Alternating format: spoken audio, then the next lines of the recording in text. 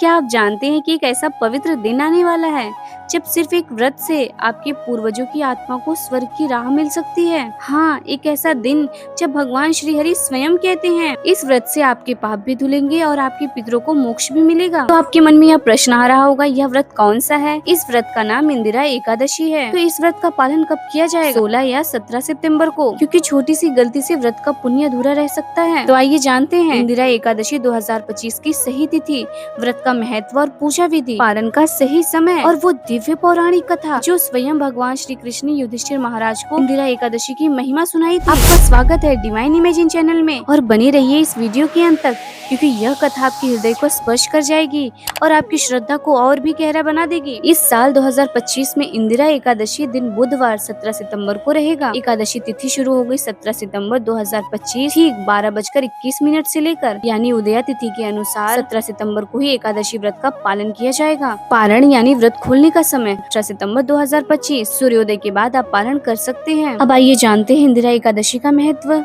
इंदिरा एकादशी अश्विन महीने की कृष्ण पक्ष की एकादशी तिथि है।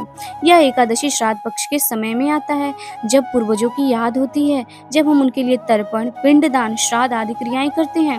व्रत करने से प्रदत्त नियमों से पूर्वजों की आत्मा को मोक्ष मिलने की मान्यता है। जिन पूर्वजों का किसी कारणवश श्राद्ध नहीं हो पाया हो, उनके लिए यह बहुत बड़ा अवसर है। साथ ही व्यक्ति अपने पाप मिटाने, जीवन में शांति, प्रसन्नता और भगवान श्री हरि की कृपा प्राप्त करने की संभावना बढ़ती है। अब आइए जान लेते इसकी हृदय स्पर्श करने वाली कथा। यह कथा ब्रह्मवैवर्त पुराण से है। भगवान श्री कृष्ण युधिष्ठिर महाराज से कहते हैं, एक समय की बात है, सतयुग में एक महान राजा था। नाम था इंद्रसेन। वे महेशमती पुरी के राजा थे। राजा इंद्रसेन की राज्य व्यवस्था सुसंगठित थी। उनके राज्य में धन धान्य, पुत्र पौत्र, लोगों में समृद्धि थी। वे भगवान श्री हरि के बड़े भक्त थे। नाम गोविंदा गोविंदा कहकर उच्चारण करते रहते थे, भक्ति और साधना करते थे। एक दिन ऋषि नारद पधारे राजा के दरबार में। उनका रूप दिव्य चमकदार मणियों जैसा, शांति और भक्ति लिए। नारद मुनि ने राजा से पूछा, हे महाराज, तुम्हारे राज्य के 7 अंग, राजा स्वयं, मंत्री, धन संग्रह, शैल्य बल, मित्र, ब्राह्मण एवं यज्ञ, पूजा और जनता सब ठीक चल रहे हैं?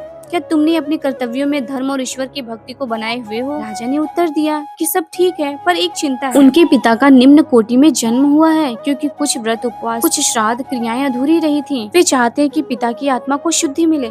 तत्पश्चात नारद मुनि ने बताया कि हे इंद्रसेन, भविष्य में आई इस इंदिरा एकादशी व्रत से, ईश्वर की कृपा से, मुख्य व्रत करने से और श्राद्ध तथा दान करने से तुम्हारे पिता की आत्मा यमलोक से निकलकर वैकुंठ धाम को प्राप्त हो सकती है। राजा ने पूरी निष्ठा से तभी से पालन करना शुरू कर दिया। एकादशी, उपवास, भगवान की पूजा, तर्पण और पिंडदान, उन सभी नियमों का पालन किया जो व्रत में निर्धारित है। और जब राजा ने ऐसा किया, देखा कि पिता की आत्मा को मुक्ति मिली, वैकुंठ को प्राप्त हुए। राजा के राज्य में फिर से सुख, शांति, समृद्धि आई।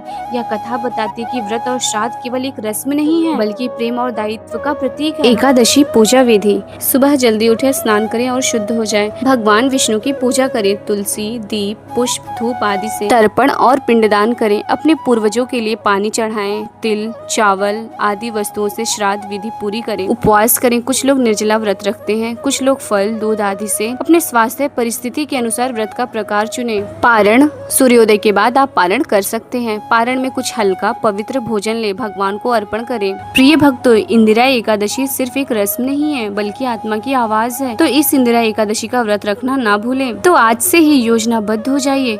स्थान तय करना, मन तैयार करना, पूर्वजों का नाम याद करना और उस समय का इंतजार करना जब तुम इस व्रत से उन्हें श्रद्धांजलि दे सको। प्रिय भक्तों, अगर यह वीडियो आपके हृदय को स्पर्श कर गई हो तो इस वीडियो को लाइक, शेयर, सब्सक्राइब करना ना भूलें। जय स्वामीनारायण दास, हरे कृष्ण, जय माता दी।